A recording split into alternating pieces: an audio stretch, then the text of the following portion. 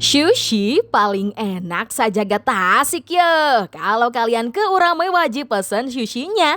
Sashiminya tuh beneran fresh deh. Vibes-nya Jepang banget. So pada tempat duduknya nyaman bikin betah.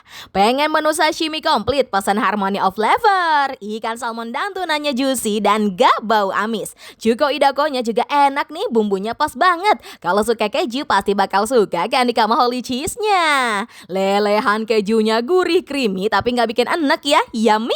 Selain sushi, banyak menu-menu andalan khas Jepang lainnya loh. Tomato suki ini ngenapisan, oi, daging sapinya empuk. Kuahnya manis asam pedas segar, unik dan enak loh. Salmon edamame egg salad ini enak dijajal saus wijennya. Buat bocil pasti suka onigiri setnya nih. Buat cuci mulutnya wajib pesan matcha pudingnya ya.